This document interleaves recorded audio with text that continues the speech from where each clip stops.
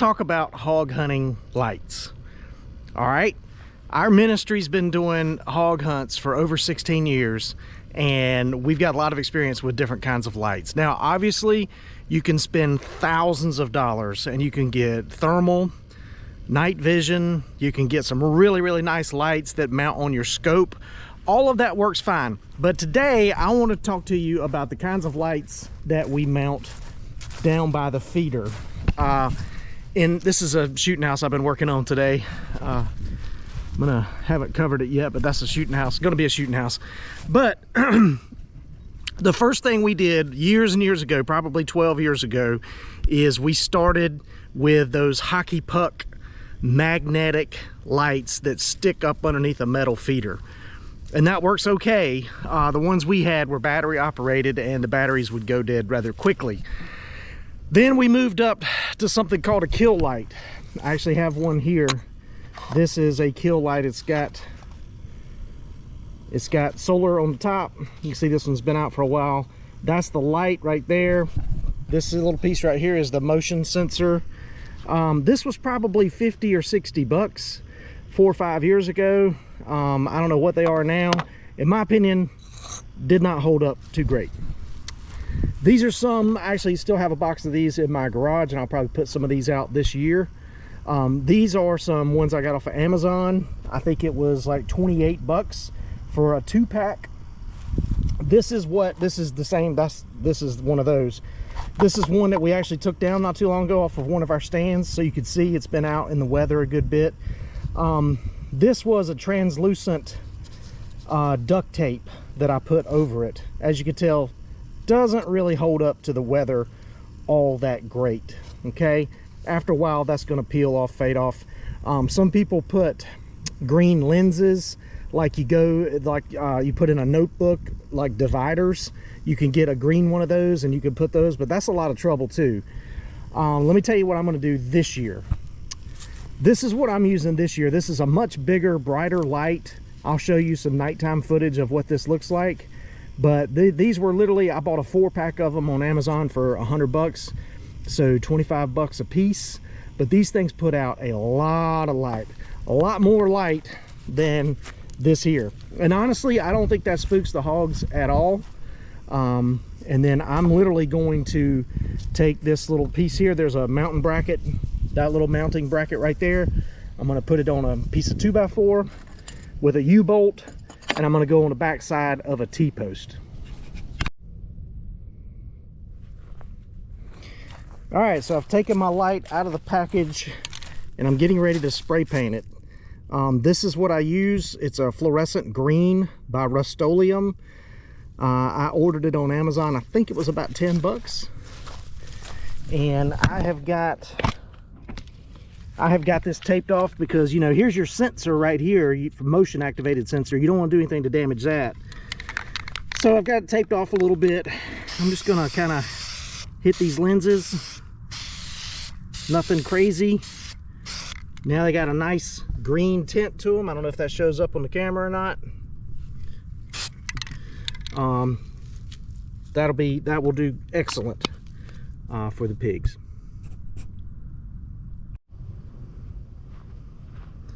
All right, I've been testing this thing at night here at the house, just walking outside at night and looking at it. That's the light that I'm going to use this year with the spray painted green lens.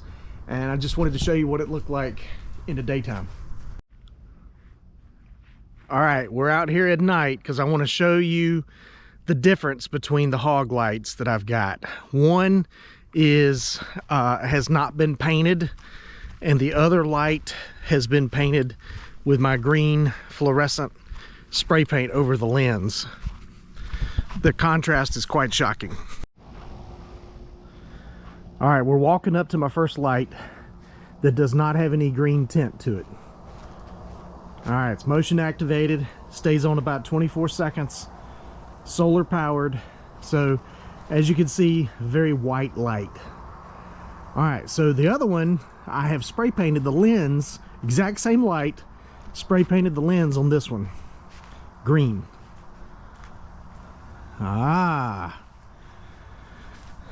So there's the green light, There's the white light. I think you can see the difference right here. They stay on about 24 seconds, as I said, but quite a difference.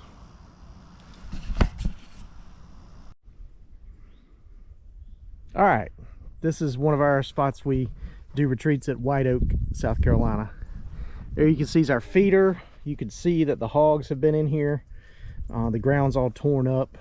This is a food plot that we made last year. A couple of our volunteers, we had a guy with a mini excavator come in here, and then you might remember in a video, a guy named Barry had his John Deere tractor down here. He was smoothing it out. And you know what? It's a work in progress. It's not a huge food plot. We'll make it a little bit bigger.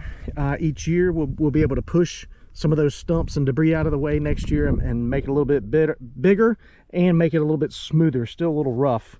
And obviously we'll add lime as we go to get the pH where we need to so it'll grow. But here you can see these are some of our lights that I've had here in the past, and those lights actually still work. They've been here probably 3 years and they still work. So I'm going to leave them in place, and I'm going to add our new light. This one, I'm going to add it right here beside it. And then of course we got our shooting house right up there on the hill.